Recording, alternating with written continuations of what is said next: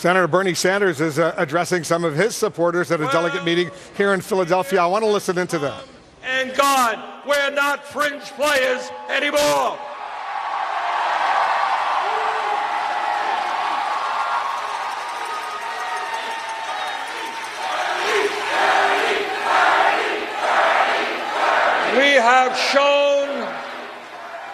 We have shown the entire world that our ideas are not some crazy, wild, utopian fantasies. They are ideas supported by working people from one end of this country to the other.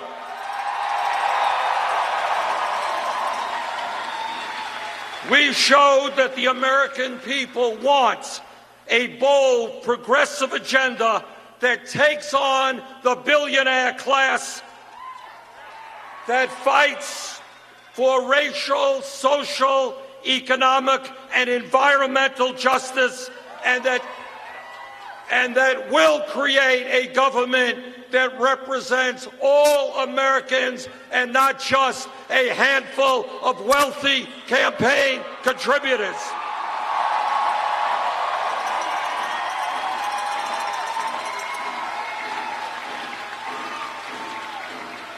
We won 13 million votes across this country, and more importantly, in virtually every state that we competed, we won by a considerable margin, the young people of this country.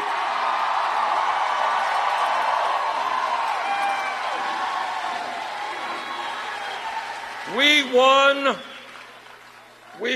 the votes from young people who are white, who are black, who are Latino, who are Asian American, who are Native American.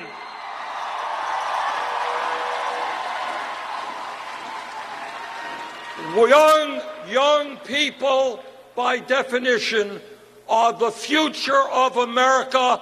We have set the agenda for the future of America.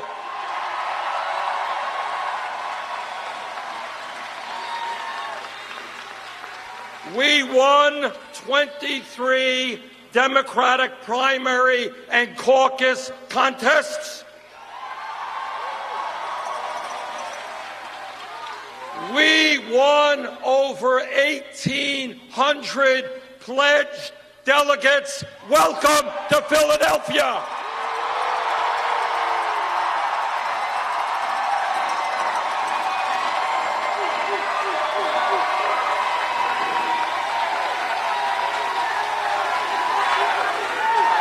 And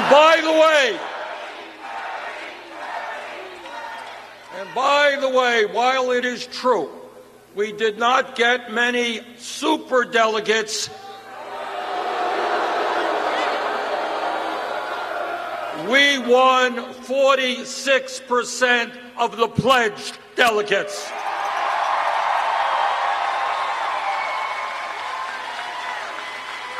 Our campaign put together hundreds of thousands of volunteers across the country, people who are out knocking on doors, making phone calls, making the contacts that a progressive movement has to make. And we showed in a way that will change politics in our country forever, that you can run a competitive national campaign without begging billionaires for campaign contributions.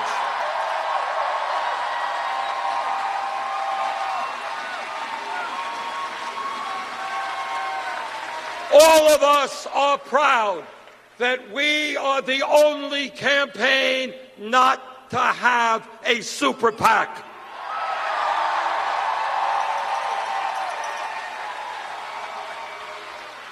In an unprecedented way, we received 8 million individual campaign contributions, averaging $27.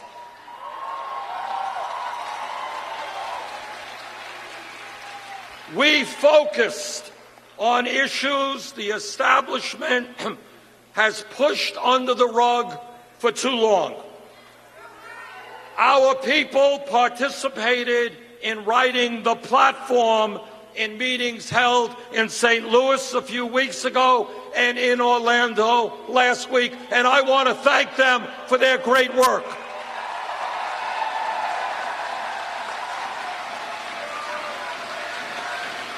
Despite the fact that our people were a minority on the platform writing committee, we came out of that committee with, by far, the most progressive platform ever written in the history of the Democratic Party.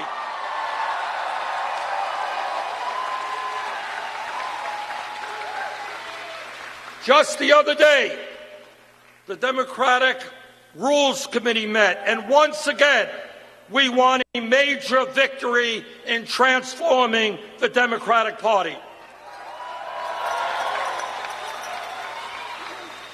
In the next presidential election, instead of having 715 superdelegates, there will be 250.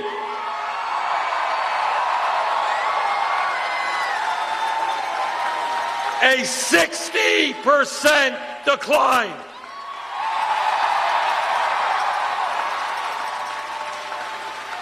There will also be commissions working to end closed primaries and bring about other needed reforms.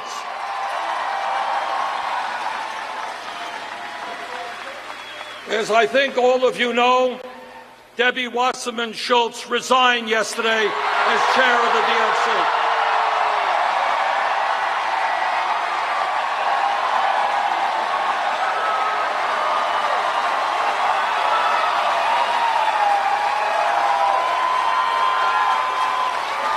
Her resignation opens up the possibility of new leadership at the top of the Democratic Party that will stand with working people,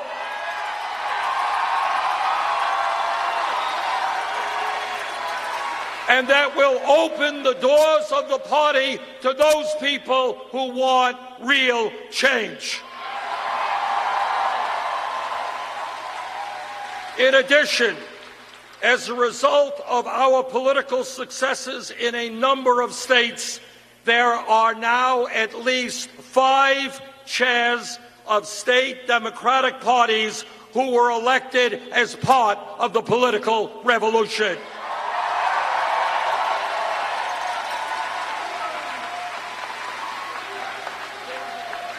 This is just some of what we have accomplished. The question now is, where do we go from here? How do we build on our successes?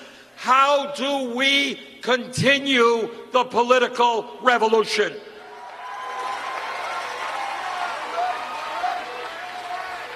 Number one, in my view, and this is not easy stuff given the nature of corporate media in America, but number one, we have got to be strong and consistent in making it clear that what we want to achieve is nothing less than the transformation of American society.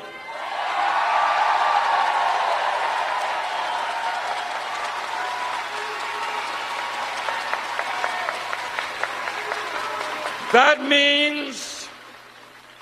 means ending the 40-year decline of the American middle class and creating an economy that works for all of us, not just the 1%.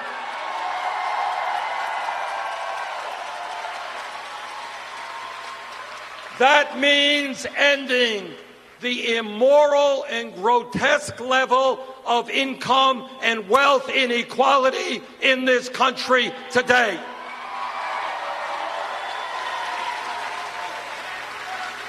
It is wrong, it is not sustainable when the top 0.1% owns as much wealth as the bottom 90%. We will change that.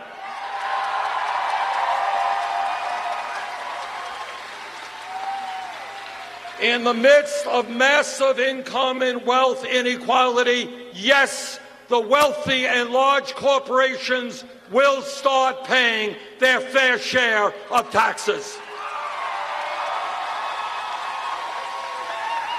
When millions of our brothers and sisters here in Philadelphia and Vermont and all over this country are working for starvation wages, yes, we will raise the minimum wage to $15 an hour.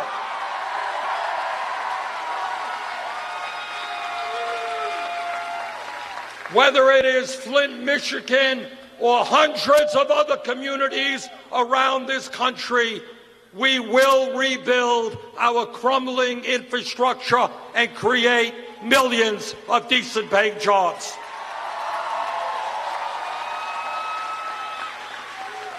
Yes, we will end our disastrous trade policies, including the TPP.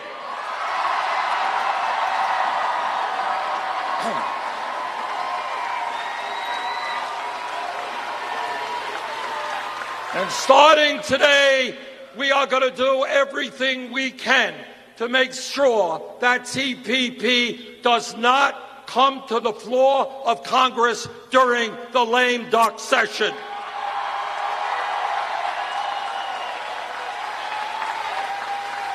We will proudly continue the fight for a single-payer Medicare for all health care system.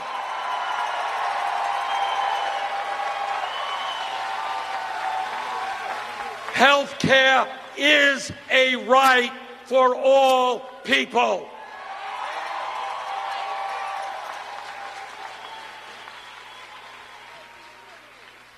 We understand what Donald Trump does not understand. Climate change is real, and it is already doing devastating harm to this planet. Yes, we are going to transform our energy system away from fossil fuel to energy efficiency and sustainable energy.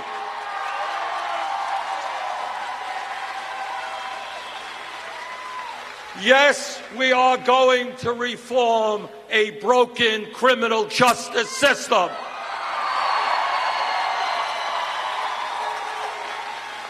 We want our young people at decent jobs or in school, not rotting in jail cells.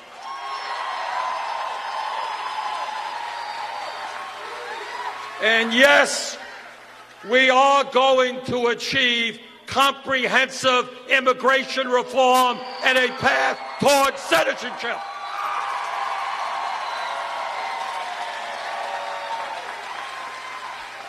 Those are some of the ideas that we must continue to fight for every single day. Secondly, immediately, right now, we have got to defeat Donald Trump.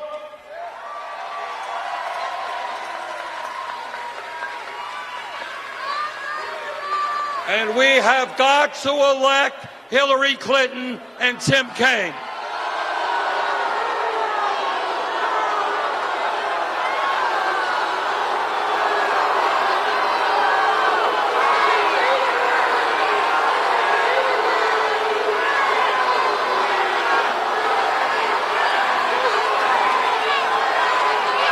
Brothers and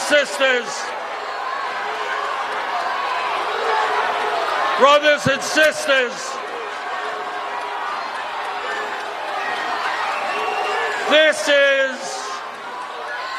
this is the real world that we live in. Trump is a bully and a demagogue.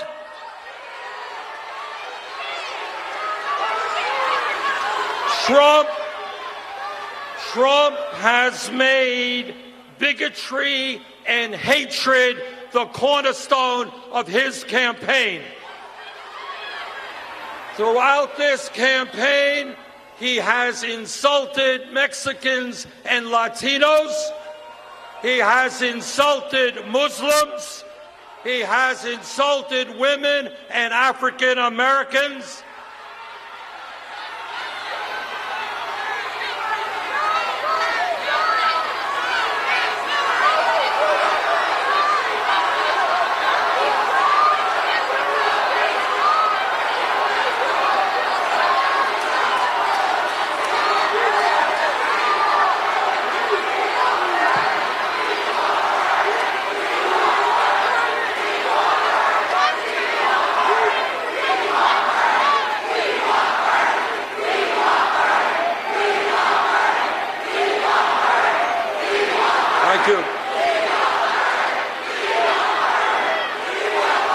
Thank you. Trump does not respect the Constitution of the United States or civil liberties. That is not just my opinion.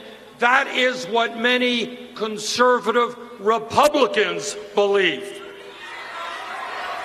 Trump is a danger for the future of our country and must be defeated.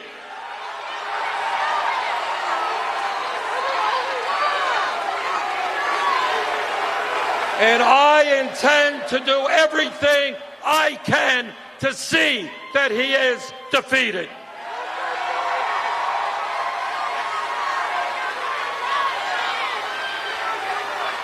Further, it seems to me that if we are going to turn this country around and defeat right-wing extremism, we need to build a movement that is prepared to fight at every level of government, from the school board to the city councils to county commissioners to the United States Senate.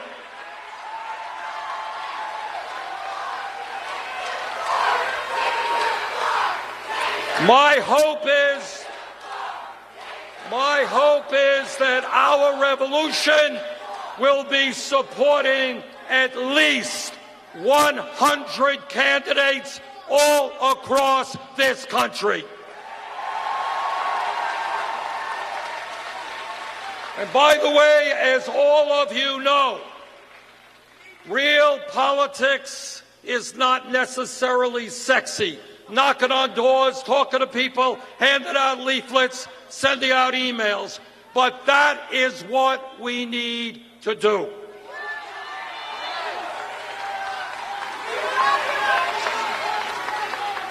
This campaign, for me personally, has obviously been an extraordinary and unbelievable experience. And what has made it so extraordinary is that, coming from a small state, I have had the opportunity to visit 46 states throughout this country, and many of you personally. And what I want to say, and I want everybody to appreciate this, there are extraordinarily wonderful and beautiful people all over this country.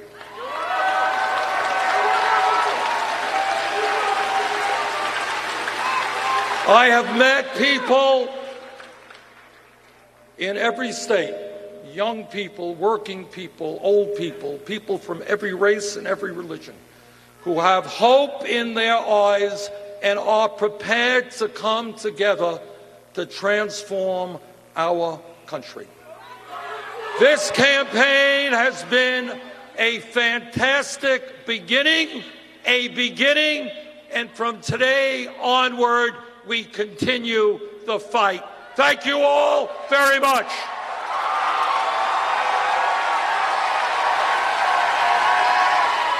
They don't know your name is being put in nomination. That's the concern.